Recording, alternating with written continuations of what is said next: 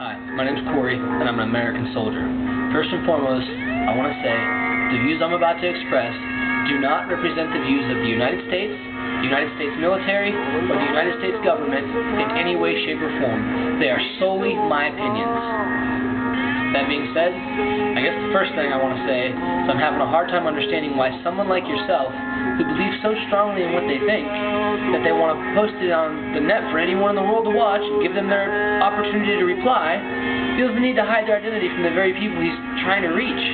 I mean, if you ask me, I think that people as a whole in our society today, and all the way into the past, as far back as pre-Revolutionary War, have always had the same belief that this is who I am, and this is what I believe in, and I'm willing to stand behind what I believe, and I should be allowed to voice it or write it, because it's my thought and my belief, and if you don't like it, that's fine with me. Because you and I, my friend, are blessed with a couple minute rights these days, and we are fighting for them from way back then. Freedom of speech, which has been protested from all sides of our society at one time or another on all levels of our judicial system, but still remain atop our Bill of Rights to this day. And I know that people, no matter their social class or ethnicity group they fall in, or religious preference they may or may not have, would grasp to that right harder than any other should our government ever try to take one of them away. Because it's just not freedom of speech. It's the best and most influential way to fight for what you believe in. Enough of that. This next one's even more minute. Free will.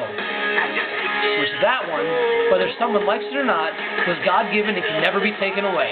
Free will to make whatever decisions and opinions and or beliefs, or however you want to put it, about anything in this world will always be your undeniable right, no matter what the level of government you're playing on, or even more so, religious for that matter.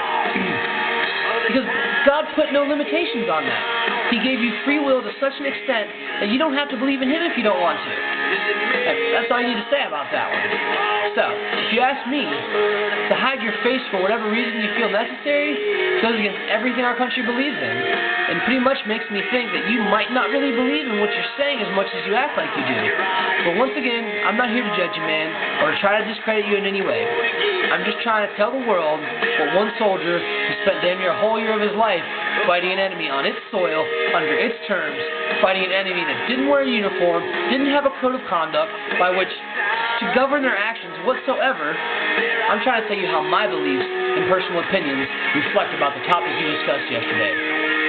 So, that being said, I began to wonder why you felt like it was necessary to point out that our Senate was trying to stop a bill that would have loosened the already restricting binds that a convention made up of honorable countries, and a convention, mind you, that was designed for men with honor and integrity, needed not be adjusted or refined a little to help us as an honorable and integrity-filled force fight the fight when the fight gets really ugly, which I know, unless you are a vet, you cannot comprehend how ugly it really becomes. So were you actually trying to slap our president's face by loosely throwing the Geneva Conventions bill out there like you were trying to behead prisoners? Oh, that's right. I just tried to put the terrorist shoe on our president's foot like Cinderella's glass slipper. And I don't care who you are or what your beliefs may be, you know that slipper would never fit our president's foot. It seems to me like you were trying to put a terrorist on the same level as an American soldier. Like they have such an honorable enemy, you know, like that's all they've done. And they haven't been using nothing but the dirtiest, most despicable tactics to continue to rage a bloodbath of what seems to be epic proportion on their own people and our soldiers, because they are so ignorant to believe that no government is better than a majority-held Sunni or Shiite government. That alone is horrible. They let religious leaders, though, preach some of the most extremist, fastest horseshit I've ever heard, and then go out and use it as an excuse to kill and torture innocent civilians. They also continue to attack coalition forces on a daily basis with nothing but guerrilla tactics at best. These coalition forces, who, by the way, have not been conducting any major offensive operations in Iraq since around June 2003, other than on a very small scale, just try to eliminate people like al-Zarqawi, who had done nothing but add fuel to a once small, very containable insurgency, and who had, after many, many months, was still an icon for terrorists to come and worship from around the Muslim community with and get the blessing from to kill an infidel so he can secure his place in heaven. I mean, give me a break. They are so extreme or so fucking stupid that they actually believe someone who has twisted a once very respected religion to fit the needs of a flat-out terrorist organization. If you ask me, I wouldn't be very comfortable with a God who says you can secure a place in my heaven by killing another human being.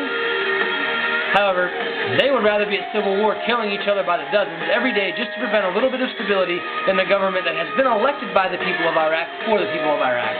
And they yell, Allah Akbar, in the name of Allah, as they videotape suicide bombings, employment of IEDs, and V-beds. In case you don't know what that is, it's a car bomb or a bomb on the side of the road that just blows the holy shit out of innocent soldiers every single day, and innocent innocent Iraqis driving by. Just anyone. Oh yeah, let's not forget about the beheadings on the internet of non-combatant POWs. I mean, come on already. You really think that those guys have been playing on the same rules set by the Geneva Convention? I mean, you mentioned an eye for an eye, right? Well, had an American even come close to stooping to the level of kidnapping an innocent Iraqi contractor and beheading him in the name of Jesus Christ? Brother, I wouldn't be sitting here right now making this video. That's all I got. Hope you respect my views and opinions enough to leave it on your page. Thank you.